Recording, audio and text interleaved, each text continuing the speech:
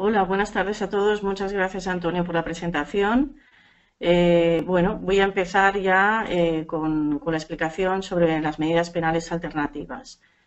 Las medidas penales alternativas veremos que ofrecen una alternativa al ingreso en prisión, permiten abordar las causas que motivaron el delito, trabajando así la prevención y la disminución de reincidencia futura, y responden a unas necesidades individuales, como veremos a continuación. Pese a que mi especialidad son las medidas de seguridad, voy a hacer una breve explicación de otras medidas penales alternativas que pienso que también pueden resultar interesantes. Principalmente vamos a hablar de los trabajos en beneficio de la comunidad, de las suspensiones, para luego pasar ya a las medidas de seguridad. Los trabajos en beneficio de la comunidad son aplicables para delitos de poca gravedad y en reos no habituales, y para que se puedan imponer es necesario que exista el consentimiento del penado. De alguna forma, vienen a ser una forma de la que el penado puede reparar a la sociedad un daño que ha cometido. Así, por ejemplo, si imaginemos que es un chico que ha cometido un delito pintando grafitis en un edificio público, pues los trabajos podrían consistir en colaborar con brigadas de limpieza en los ayuntamientos, pues precisamente reparando esta serie de daños. O, por ejemplo, personas que hayan cometido delitos hacia animales pueden colaborar realizando trabajos en una protectora de animales. O sea, de alguna forma reparar a la sociedad, pero también al mismo tiempo que tomen mayor conciencia del delito cometido. En algunos delitos se contempla incluso como pena principal. Aquí os he puesto como ejemplo pues el conducir sin el permiso necesario, y también es importante tener en cuenta que la duración máxima no puede exceder de 8 horas y que la ejecución de estos trabajos debe ser informado el juzgado de vigilancia penitenciaria. Entonces, de todas formas, os he indicado aquí los artículos correspondientes para que podáis, de alguna forma, tener más información sobre cómo funcionan los trabajos en beneficio de la comunidad. Entonces, voy a pasar ya a lo que sería la suspensión. La suspensión, tenemos la suspensión ordinaria, la suspensión excepcional o la suspensión extraordinaria. Entonces, la suspensión ordinaria es aquella que permite suspender la pena de prisión hasta 2 años. Además, el juez puede imponer algunas obligaciones, como pueden ser la prohibición de aproximarse a la víctima o a determinados lugares, la comparecencia.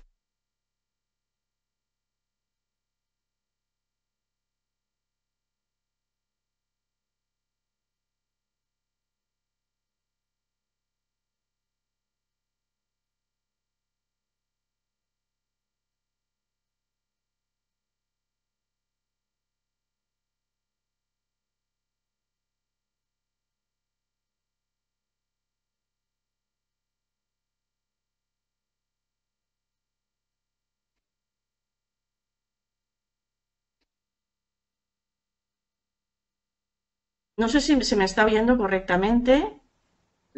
No. Se Un te está momento, por oyendo bien. favor. Vale, No gracias, sé, gracias, Antonio. Continúo entonces, pero gracias. no me puedes Continúo. presentar. Vale, pero deberías poner la presentación del PowerPoint Sí, porque no la la tengo. vemos, Ah, no. nosotros no la estamos viendo. A ver, un segundo, ¿eh? Un Vale, segundo. parece que tenemos algún problema con la presentación porque no la vemos en pantalla. ¿Ahora? Yo no la estoy ¿Ahora? viendo, no la estoy viendo, no sé si... Ahora sí, ahora la estamos Ahora. viendo. Vale. Vale. Vale, entonces, ¿qué hago? ¿Empiezo? Creo que... Vale, vale. No, no, pues yo creo que puedes ir por la tercera, que es la que... La La siguiente. suspensión. La Perfecto. suspensión, ¿no? Vale, Muy bien, muy ¿a bien. dónde me he quedado? Vale, vale, vale, pues continuamos. Vale, entonces Disculpar decía, el problema. sí. Gracias. La suspensión luego tenemos que es la excepcional, que es cuando cada pena por sí sola no supera tampoco los 2 años, por lo tanto puede estar un señor con 3 penas de 1 año, también sería aplicable esta suspensión. Y luego tendríamos la suspensión extraordinaria, que es la que permite suspender la pena de hasta 5 años, sobre todo por problemas de drogadicción. Y luego ya tendríamos la suspensión por enfermedad grave. Entonces, el hecho de conceder una suspensión es una facultad discrecional del juez. Entonces, el juez lo que debe valorar es un informe sobre las circunstancias del penado. Así, por ejemplo, tendrá en cuenta las circunstancias del delito cometido. Imaginemos que es un señor que actúa bajo los efectos de la intoxicación, con síndrome de abstinencia, las circunstancias del penado, si es un señor a lo mejor con una historial de problemas toxicológicos, que ha intentado dejar el consumo, con diferentes intentos de tratamiento, sus antecedentes, su conducta posterior al hecho, su esfuerzo por reparar el daño causado, sus circunstancias familiares y sociales y los efectos que cabe esperar de esta suspensión y del cumplimiento de las medidas impuestas, ¿no? En el caso de que, por ejemplo, se le obligue a realizar un tratamiento de deshabituación, pues se espera que el señor logre superar su problema de toxicomanías. Así pues, para que se mantenga una suspensión, lo único que hay que hacer es no delinquir durante el periodo que se fije. Si, por ejemplo, es una suspensión de 2 años, pues durante esos 2 años no delinquir y cumplir con las obligaciones indicadas.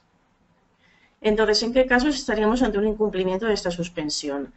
El incumplimiento de la suspensión, destacar que en el caso de los tratamientos, las recaídas ya no son un motivo de incumplimiento, ya que se comprenden que forman parte del proceso y del tratamiento, y lo que sí que podría ser contemplado como incumplimiento es el abandono de ese tratamiento, pero no las recaídas.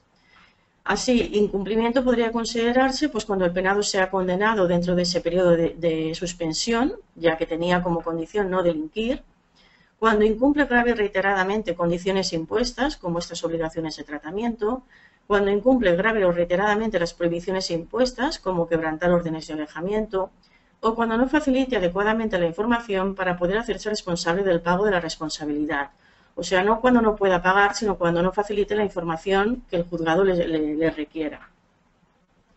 Así un poquito he intentado explicar brevemente el funcionamiento de suspensiones y de trabajos en beneficio de la comunidad para ya pasar a explicar más ampliamente lo que son las medidas de seguridad y su funcionamiento.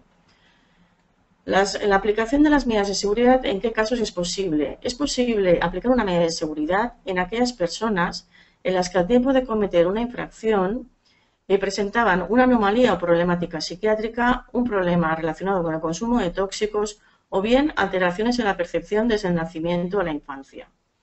En el caso de la anomalía o alteración psíquica, a la práctica nos encontramos fundamentalmente con personas que sufren trastornos mentales severos, trastornos graves, y los delitos también suelen ser bastante graves. En los casos de consumo suelen ser más relacionados en la práctica con delitos más de robo, de lesiones. Y por último, en las alteraciones de la percepción, sobre todo es donde también aquí tendrían cabida todas las personas con problemas de discapacidad intelectual.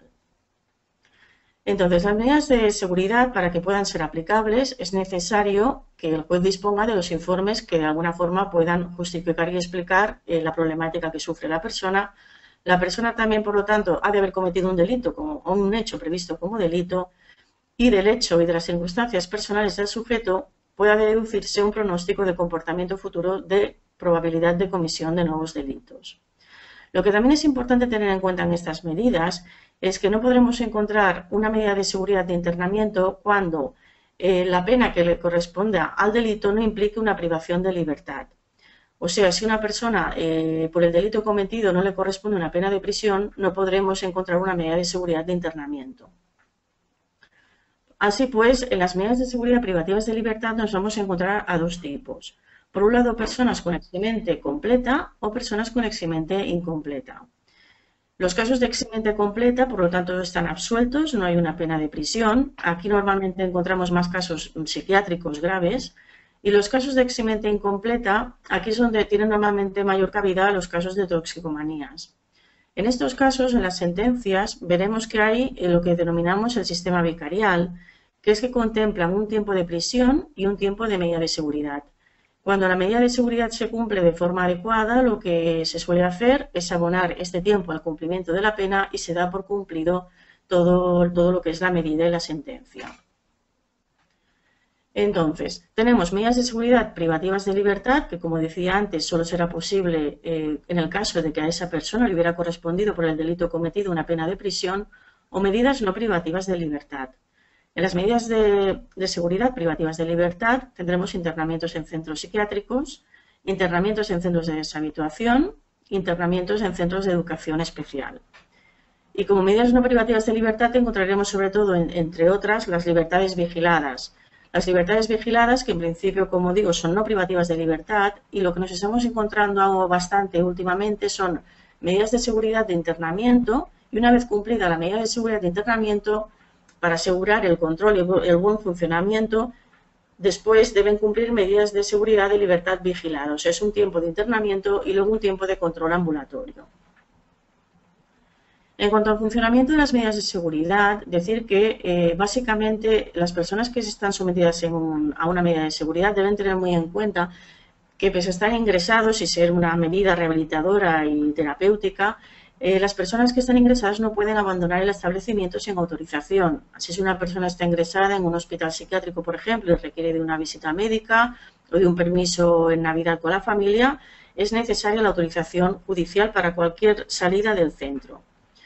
Otra cuestión importante es la que hace referencia al artículo 97, que viene a decir que de alguna forma el juez debe revisar anualmente qué hace con la medida, si la mantiene tal y como está, si la cesa, si decreta el cese o si la sustituye por otra medida. Imaginemos que un señor está evolucionando muy positivamente en un internamiento y llega a un punto en el que se considera adecuado a nivel terapéutico que este señor continúe cumpliendo esta misma medida a nivel ambulatorio. Pues esto sería una sustitución de medida.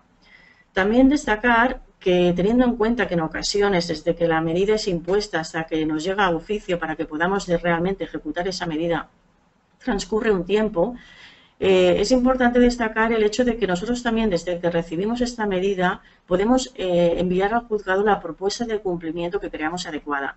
Así, imaginemos un señor que a lo mejor los hechos se produjeron hace 2 años y en aquel momento sí que hubiera necesitado un ingreso y seguramente lo tuvo, en agudos, en subagudos. Imaginemos que cuando el señor, pasados estos 2 años, se presenta ante nosotros, pues puede que pues ya esté a nivel ambulatorio, con un buen soporte familiar, con una adherencia al tratamiento, buena conciencia de enfermedad, y que realmente no sea necesario este ingreso. Pues es posible que nosotros enviemos al juzgado una propuesta explicándole esta situación y que el juez permita que, pese a que la medida impuesta sea de internamiento, esta pueda llevarse a cabo mediante un tratamiento ambulatorio, siempre también con previa coordinación con los psiquiatras referentes del penado. Así pues, vemos que aunque las medidas sean de internamiento, realmente ofrecen una gran flexibilidad y una individualización. Para acabar, quería explicaros en general un poquito los centros con los que solemos trabajar y dónde se cumplen estas medidas de seguridad, que no son otros que los de la red pública. Así, a nivel psiquiátrico encontramos pues, los centros de salud mental de adultos, unidades de patología dual, hospitales y centros de día, los hospitales psiquiátricos civiles, centros de acogida, sobre todo para personas con VIH y una gran exclusión social, y otros centros sociosanitarios para perfiles con un mayor grado de problemas cognitivos, de deterioros. A nivel de deshabituación encontraremos pues, a los CAS, a los centros de atención, las unidades de desintoxicación, las unidades de patología dual y comunidades terapéuticas y pisos terapéuticos. Y en cuanto a discapacidad intelectual, destacar que realmente es de los recursos que más harían falta, realmente son los que menos plazas hay. Y tenemos pues las UEDI, unidades de hospitalización especializada para discapacidad intelectual, residencias para discapacitados, hospitales psiquiátricos y comunidades terapéuticas. Como veis, y pongo como hospitales y comunidades, pese a hablar de discapacidad intelectual, que de hecho podría haberlo hecho también en los anteriores, porque en muchas ocasiones no aparece tampoco un penado únicamente con un problema psiquiátrico. Tenemos, por ejemplo, penados que tienen una discapacidad intelectual importante, una esquizofrenia paranoide y un consumo de tóxicos. O personas que tienen pues, un problema de toxicomanías y una discapacidad intelectual. Entonces, claro, en estos casos hay que sopesar qué es lo más necesario, dónde hay que dirigir la intervención terapéutica y en función de esto indicaremos al juzgado el centro de cumplimiento que consideremos adecuado. Este también podrá variar durante la ejecución de la medida. Bueno, pues nada más, simplemente pues ha sido un poco explicaros en general cómo funcionan. De todas formas, para cualquier duda, pues luego quedo a vuestra disposición. Muchas gracias.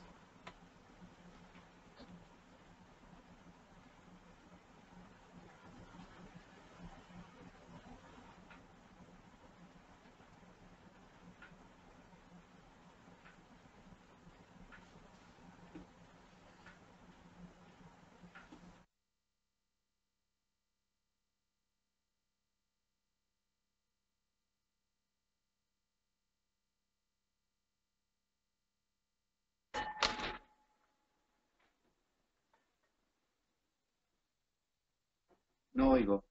No sé si se me oye a mí. Yo ahora mismo no acabo de oír lo que decía Antonio. Entiendo que era mi presentación y supongo que... Manu, perdona un momento que acabo de Sí, explicar un par de cosas y enseguida te damos la palabra. vale, disculpa, es que Simplemente, no te escuchaba, por eso lo decía. simplemente quería indicar que, como es natural, María Luisa ha hecho una descripción de la realidad penal y normativa española, en concreto también de los recursos en Cataluña, pero quería señalar dos cosas antes de dar la palabra a Manu, que tiene que ver básicamente con el hecho de que cada día los recursos que tiene el sistema de ejecución penal, especialmente para buscar alternativas a la privación de libertad, son más complejos y que a la vez es muy dinámica. La realidad, por ejemplo, de la libertad vigilada en España, pues hace que tanto juristas como psicólogos forenses, es decir, todos los operadores que trabajamos en este contexto, pues naturalmente haya que desarrollar nuevos recursos.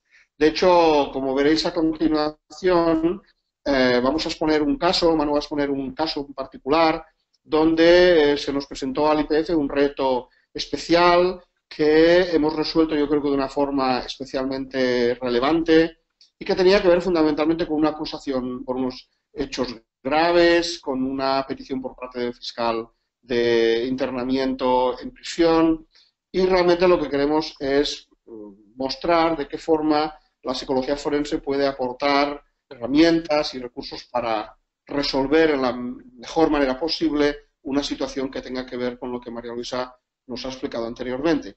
Así que, como ya os he dicho, y ahora creo que ya sin más dificultades de sobreponernos unos a otros, va a hacer su exposición Manuel Ramos y al final haremos un turno de palabras. Repito que quien quiera introducir sus preguntas, pues lo puede hacer, que yo le daré la palabra en cuanto acabe Manu. Pues muy buenas tardes, Manu, y cuando quieras puedes continuar con la exposición. Vale, muchas gracias, Antonio. Disculpa, es que al principio de tu introducción no te escuchaba y por eso intervine. Bien, bueno, muchas gracias y bienvenidos a todos los asistentes. Yo, pues, por continuar un poco en la línea de lo que planteaban tanto María Luisa como Antonio, lo que voy a hacer es una explicación de un caso de una perspectiva mucho más práctica para que los asistentes puedan entender lo que sería un caso que entró en el Instituto de Psicología Forense, que tiene que ver con la intervención a partir de un delito en el cual se nos pidió que interviniésemos en diferentes fases y con diferentes tipos de intervenciones, lo cual hace ver que hemos podido realizar una valoración integral y en diferentes fases que permite ilustrar a las personas que nos están viendo sobre diferentes formas de intervenir desde la psicología forense, con un caso verdaderamente complejo, pero bonito y del que hemos podido sacar pues muchas maneras diferentes de intervenir e incluso mucho aprendizaje acumulado para la propia institución y para los profesionales que intervenimos en este caso. Bien, lo que tenemos delante es una persona que ha cometido un delito de abuso sexual en la red o nosotros preferimos mantener la denominación en origen inglesa, Internet Sexual Offender, porque creemos que técnicamente es el término que más se ajusta o denomina lo que es el delito que ha cometido la persona que nosotros hemos visto, el usuario que nosotros hemos visto, y básicamente el delito por el cual es detenido y puesto a disposición judicial y posteriormente en prisión preventiva es básicamente el origen de pornografía infantil, ¿vale? La acusación, la petición fiscal que tiene o que se le pone delante es de más de 100 años de prisión, ¿no? Concretamente estamos hablando de 12 delitos continuados de utilización de menores con fines pornográficos y para la elaboración de material pornográfico, varios delitos, casi 20 o 19 delitos individuales de difusión de pornografía infantil, todos ellos tipificados penalmente con 1 año de prisión por delito, 2 delitos de amenazas condicionales y un delito de posesión de pornografía infantil, ¿vale? Básicamente el modus operandi era, o es, o ha sido, la persona se hacía pasar por una chica de joven, en torno a 18 o 20 años, a partir de lo cual se conectaba a las redes sociales y captaba menores en la red, entre los cuales se seducía para recoger fotos y ella a su vez enviaba fotos, él, haciéndose pasar por esta mujer, enviaba fotos por los cuales seducía a estos chavales y hacía, pues, este era un poco la forma o el modus operandi por el cual se operaba practicaba este delito, ¿vale? La situación en la que nosotros lo encontramos cuando fue, pues estaba en prisión preventiva, a la espera de juicio, y básicamente se decretó esa prisión preventiva porque concurrían fundamentalmente dos circunstancias que tienen que ver con el riesgo de fuga, primera, sobre todo por la elevada pena que se pedía, y el riesgo de reiteración delictiva, ¿no? Que sería básicamente el riesgo que presentaba esta persona de poder continuar realizando este tipo de delitos, ¿no? Es importante que nos quedemos en este último punto, en la reiteración delictiva, porque es donde desde la psicología forense o desde los psicólogos forenses podemos actuar en las diferentes fases del proceso, ¿no? A partir de aquí, bueno, ¿qué es lo que se nos pide concretamente, ¿no? Lo primero, todo un trabajo en lo que tiene que ver con la presentencia. Es decir, esta persona tiene una condición de prisión preventiva, por lo tanto va a estar en prisión durante todo un proceso de lo que sería la fase de instrucción y de investigación del delito, ¿no? Incurriendo lo que hablábamos previamente en esas dos condiciones, ¿no? El riesgo de fuga y el riesgo de reiteración delictiva, ¿vale? Por lo tanto, lo que se nos pide es si nosotros podemos determinar si existe alguna alternativa por la cual pueda ser otorgada o pueda ser justificada o pueda ser medida la libertad provisional, por una parte, es decir, que si nosotros desde la psicología podemos ofrecer una alternativa a la situación de prisión preventiva. Por otra parte, también se nos pide que podamos individualizar la pena, es decir, que podamos ajustar qué tipo de delincuente o de presunto delincuente tenemos delante, cuáles son sus características para que la futura pena que le sea impuesta sea acorde y sea proporcional a la persona que ha cometido el delito. Y finalmente, pues preparar al usuario para la posterior ejecución penal, en caso de que sea de ingreso en prisión, pues que la persona haya hecho posiblemente un trabajo o haya hecho toda una serie de medidas que tocaría o debería hacer en prisión, pero que la persona ya pueda entrar con unas condiciones del exterior que le permita tener una mejor vida en el centro penitenciario o acceder a una serie de beneficios penitenciarios justificados en base al trabajo que ha hecho durante todo el proceso en el que ha estado en libertad. En libertad con cargos, ¿sí? Por otra parte, ¿qué se nos pide además? Y eso ya tiene que ver con el trabajo por sentencia o para la vista oral, ¿no? A la hora de poder valorar en relación a el delito. Es decir, cuál ha sido el estado psicológico o cómo se explica desde la psicología forense, se explica y se justifica la comisión de este delito, ¿vale? Es decir, relacionar los hechos delictivos con las características personales, psicológicas y psicosociales del sujeto en búsqueda de saber si hay realmente o no una afectación de sus capacidades cognitivas y volitivas que hayan podido incidir o influenciar en la comisión del delito.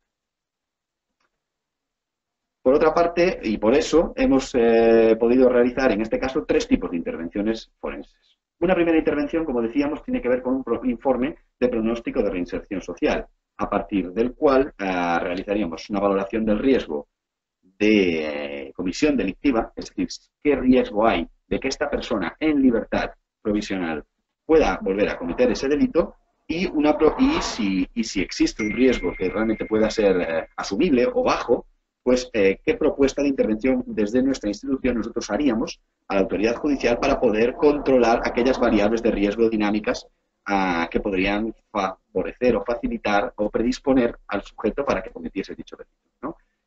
Si os fijáis, he hablado de riesgo de comisión delictiva y no de riesgo de reiteración delictiva.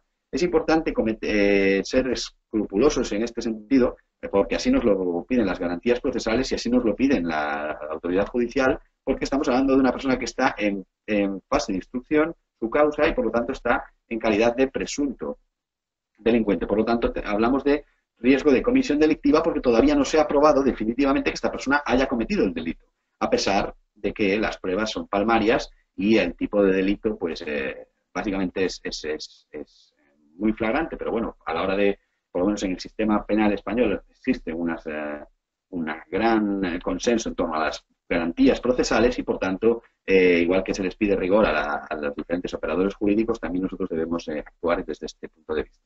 Lo digo porque habitualmente lo que se habla es de riesgo de reincidencia delictiva, pero como aquí todavía no tenemos una sentencia que haya sido que juzgue a esta persona, lo que hablamos es de riesgo de comisión delictiva, ¿vale? Así es que un primer informe de pronóstico de reinserción social donde nos pronunciaremos sobre este riesgo de comisión delictiva en libertad y sobre, en caso de que fuese posible, qué propuesta de intervención haríamos en medio abierto hasta que fuese juzgado y finalmente condenado.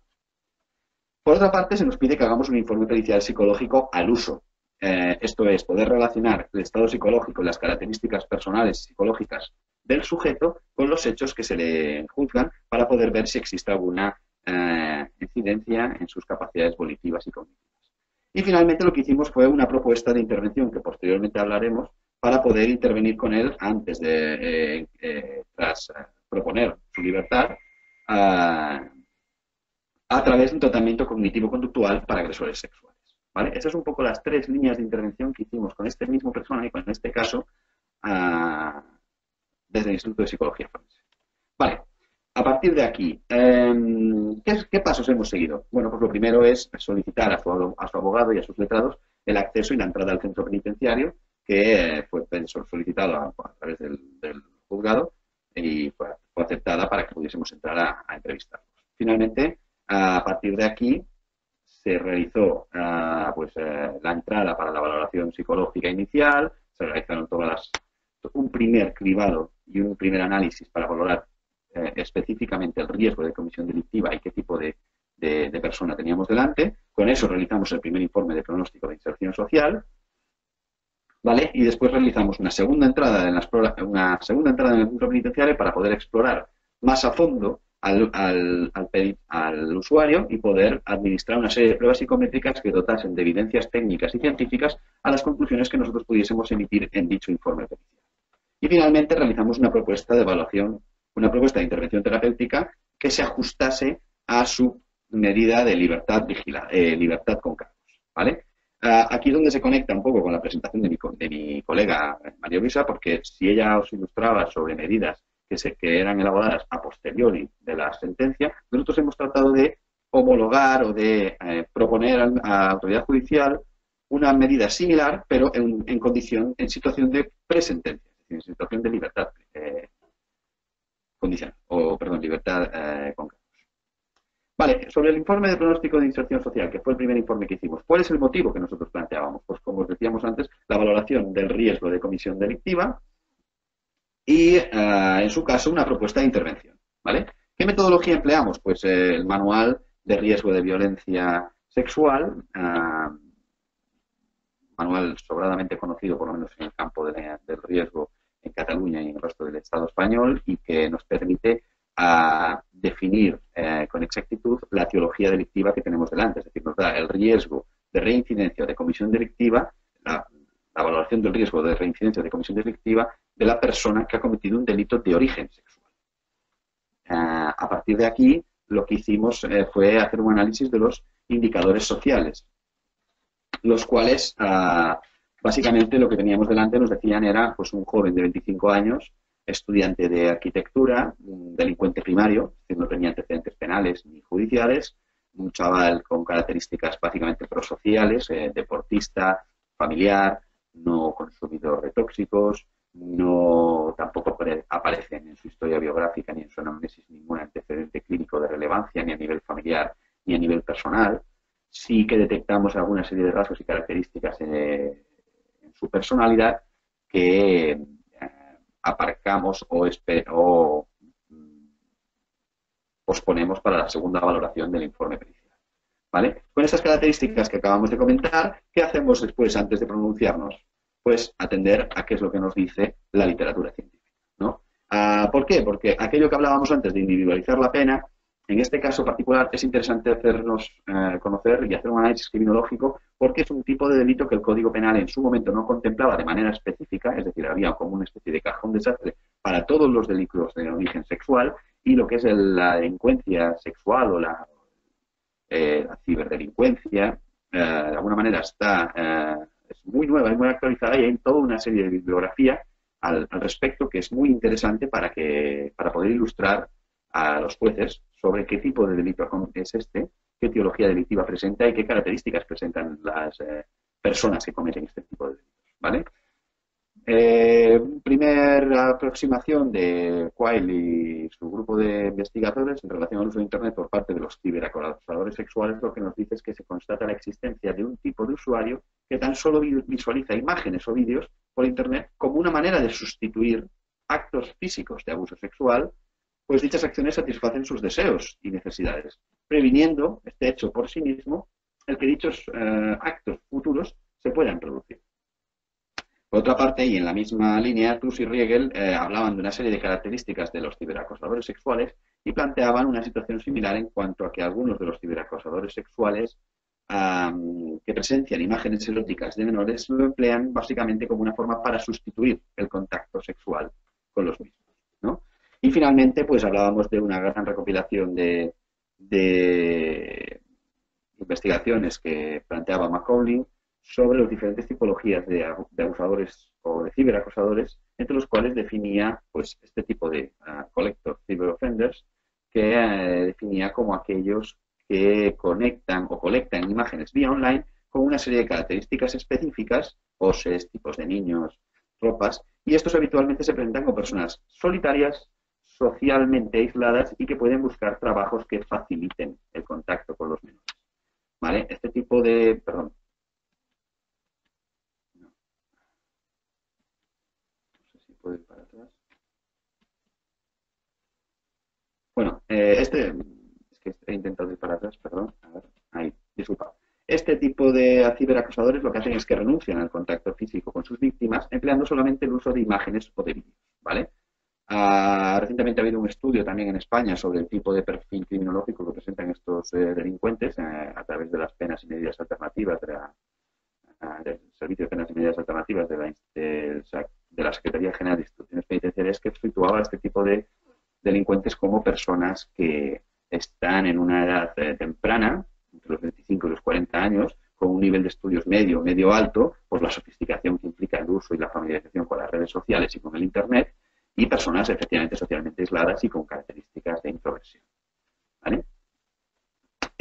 A partir de aquí, pues, ¿qué es lo que hicimos? Pues emitir un dictamen sobre la valoración del riesgo y pronóstico de inserción social. ¿Vale? Teniendo en cuenta todos y cada uno de los ítems que plantea el SVR20, la prueba de valoración del riesgo de violencia sexual, entendimos, por las características que explicábamos antes, que el riesgo de reincidencia era bajo. Pero era bajo de una condición específica como la que teníamos, de libertad provisional, en el cual básicamente había una ausencia de antecedentes personales, psicológicos y antisociales, era un delincuente primario, como habíamos dicho antes, y había, pues, en su estado psicológico no habíamos detectado, o básicamente existía una ausencia de trastornos de la esfera psicótica, discapacidad psíquica, ideación suicida, a falta de un análisis más pormenorizado que luego haríamos en el informe pericial, ¿vale? También tuvimos en cuenta la mecánica comisiva del delito que se le imputa, es decir, todo lo que nos dice la literatura científica y que previamente hemos explicado, y el impacto emocional, que no hay que olvidar que supone la estancia en prisión durante ya casi un año que llevaba en el momento que nosotros intervenimos, ¿vale? Así es que con esas características y con lo que nos decía el manual de riesgo de reincidencia, detectamos que era un riesgo bajo, pero sí cumplía una serie de condiciones sine qua non que nosotros solicitábamos para poder determinar ese riesgo bajo y que tenían que ver con el control de las variables de riesgo dinámicas, que son todo lo que tiene que ver con las dificultades o las dificultades del control de los impulsos de origen sexual. Pues estábamos delante de una persona que entendíamos que podía tener una problemática relacionada con el control de los impulsos sexuales. Así es que propusimos, para mantener ese nivel de reincidencia bajo, que en caso de que pudiera salir en libertad, deberías someterse, entre otros, al tratamiento psicológico cognitivo, a un tratamiento psicológico cognitivo-conductual para agresores sexuales. Especificamos que es cognitivo-conductual, primero porque entendemos que es el tipo de intervención que está validada y refrendada por diferentes estudios, y porque es la orientación de referencia que se utiliza desde la Secretaría General de Instituciones Penitenciarias y desde los departamentos de justicia del Estado español. A partir de aquí, pues como decíamos, las condiciones eran tratamiento psicológico cognitivo-conductual, entrevistas durante el proceso de tratamiento de seguimiento paralelo con la familia y las personas cercanas a él mismo. También habíamos propuesto la posibilidad de asignar un tutor siguiendo con la línea de intervención que se hace o que se lleva a cabo con las personas que intervienen o con los modelos de tratamiento de toxicomanías, y un compromiso firmado por sus padres como responsables del control restrictivo de acceso a Internet y a las redes sociales y a los dispositivos de telefonía móvil en la medida y en las posibilidades que la ley los ampare y que ello fuese posible, ¿vale? Asimismo, solicitamos o pedimos o sugerimos al juez, al juzgado competente, la posibilidad de poder hacer un informe mensual de seguimiento que podríamos enviar para que su señoría, en caso de aceptar nuestra propuesta, pudiese ponderar sobre la evolución y el seguimiento del tratamiento realizado. Bien, a partir de aquí, lo que hicimos fue, básicamente, se presentó esta propuesta en el juicio de prórroga de prisión. Como ustedes saben, una vez que se cumplen 2 años de prisión preventiva, se celebra un juicio de prórrogas sobre el cual se dictamina si la persona mantiene las características para continuar sometida a semejante medida tan gravosa, o si por otra parte se puede desestimar esa prórroga bajo una serie de condiciones que el juez pueda determinar, ¿vale? Pues bien, en esa medida lo que el juez valoró es, acordó básicamente con la propuesta que nosotros le decíamos, era desestimar la solicitud de prórroga de la medida de prisión provisional y acordar la libertad bajo una serie de condiciones entre las cuales solicitaba que el paciente o el usuario se sometiese a un tratamiento como el que nosotros recomendábamos y que nosotros efectivamente informáramos al propio juzgado sobre la evolución del mismo, ¿vale? En este sentido, lo que vimos es que el juez permitió de manera excepcional que una persona con una petición fiscal como la que habíamos hablado de más de 100 años pudiese ser puesto en libertad provisional siempre que cumpliese las medidas que nosotros le habíamos propuesto y además una serie de medidas de carácter judicial, pues como es el apudacta, es decir, retirada de pasaporte y firma cada semana, una orden de alejamiento de todas aquellas víctimas que aparecen en la causa y de todos los centros escolares y aquellos centros donde concurran o sean habituales de menores y el control también en la medida de las posibilidades de los padres en cuanto a que la prohibición de utilización de dispositivos móviles y de control de las medidas, restricción de Internet en el hogar donde vivía este chaval y demás, ¿vale? A partir de aquí, pues hicimos esos informes de seguimiento y fuimos realizando el tratamiento, ¿vale? ¿Qué programa seguimos? Pues el programa de intervención frente a la delincuencia sexual con menores en la red, ¿vale? Este es un programa de la Secretaría General de Instituciones Penitenciarias, ¿vale? Del grupo de penas y medidas alternativas que se utiliza con aquellos delincuentes que cometen delitos de este tipo, pero que sus penas son menores de 2 años y por lo tanto se suspenden bajo la obligatoriedad de que se deban someter a este tratamiento. Así es que nosotros, dando la característica similar, no en el proceso, lo que sería la situación judicial del usuario, pero sí en las características de libertad, decidimos homologar su situación para poder controlar esta situación de prisión de libertad provisional. Los objetivos de este programa, básicamente, ¿de qué consta este programa? Pues es un programa de orientación del cognitivo-conductual, como decíamos antes, son 30 sesiones que se realizaron con una frecuencia semanal y con una duración de 2 horas, ¿vale? Este programa básicamente tenía como principales objetivos facilitar la adherencia y receptividad al tratamiento, modificar, como dijimos antes, aquellos factores de riesgo dinámicos y reducir el riesgo de una posible escalada conductual que conduzca al abuso real de un menor. Así como reducir o, en último término, eliminar el nivel de comisión delictiva o de reincidencia delictiva, ¿vale? Asimismo, también realizamos entrevistas con los tutores, con el tutor que asignamos, que fue una persona de su máxima confianza, y con los familiares, ¿vale? Las unidades terapéuticas que se trabajan en este tipo de programas pues tienen que ver con el desarrollo de la historia de vida para que la persona pueda entender por qué llega a cometer ese delito, es decir, en qué aspectos claves de su desarrollo biográfico predisponen a esta persona que cometa el delito, haciéndole, por supuesto, ver de manera definitiva y clara que eso no lo justifica, pero que al menos sí nos lo explica, ¿vale? Se hace todo un trabajo muy profundo de conciencia emocional y se trabaja mucho las emociones positivas, se hace toda una explicación detallada de su conducta y de la relación que tiene esta con las imágenes, y así como todo un trabajo con la empatía con la víctima, con el trabajo de una sexualidad positiva y de una nueva intimidad, ¿vale? Y finalmente existe un bloque temático llamado Fuera de la Red, que lo que se trabaja es la prevención de recaídas, siguiendo nuevamente el modelo de prevención de recaídas que se utiliza con los tratamientos de desintoxicación. Los resultados de este tratamiento, básicamente, ¿cuáles fueron? Pues el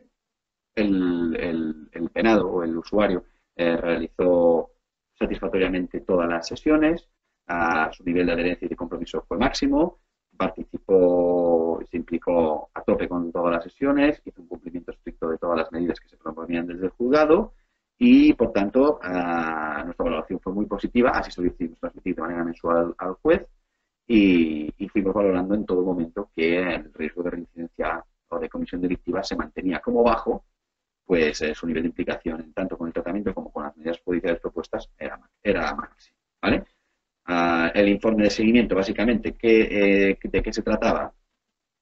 Pues básicamente el informe de seguimiento tenía que ver con la evaluación, se le explicaba al juez la evaluación mensual del estado psicosocial del usuario, el desarrollo del bloque temático que correspondía a dicho mes, su nivel de implicación y compromiso con las medidas propuestas y la valoración del riesgo de comisión delictiva. Es decir, hacer una medida, ustedes saben, la valoración del riesgo no es una fotografía, sino que es dinámica, es cambiante, ¿no? Para poder evitar que ese riesgo de reincidencia bajo que te mantenimos desde el principio subiera, pues la acción del tratamiento entendemos que junto con las medidas judiciales son las que permitieron que se pudiese desarrollar de esta manera.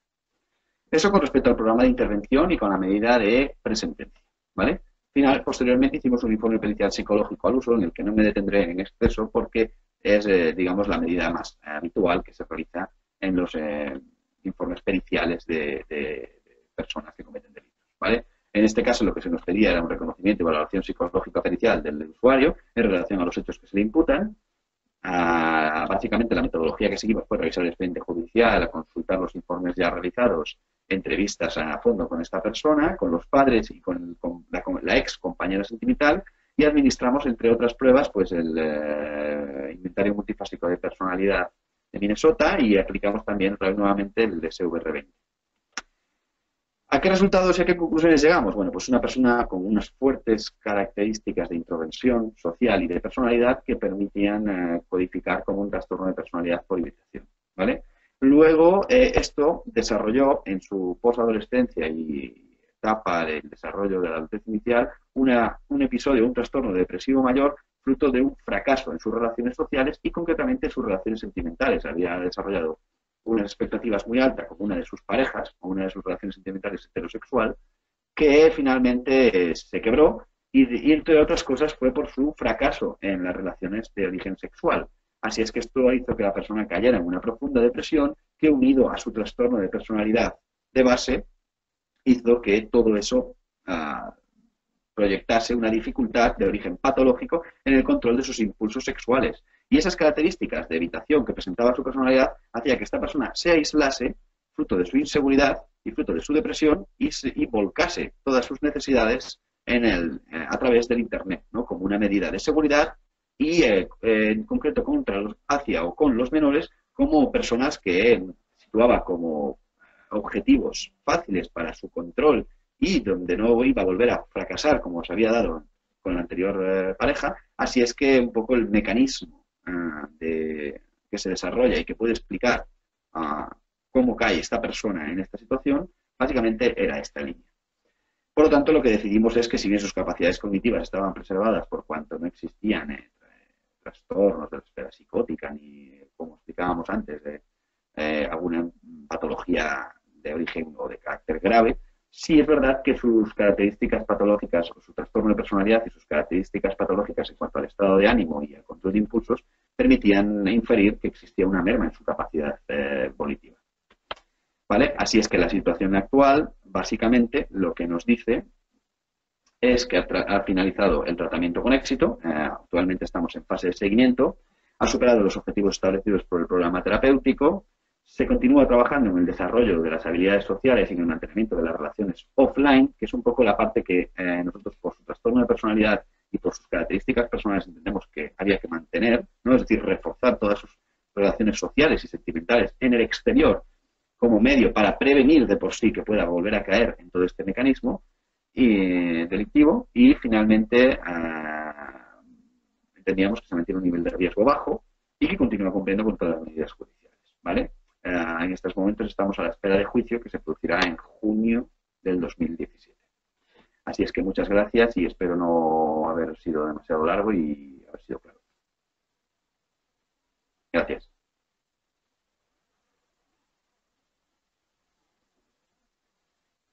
Muchas gracias, Manu, muchas gracias por la descripción y muchas gracias también a ti, María Luisa, que se incorpora al panel de los ponentes.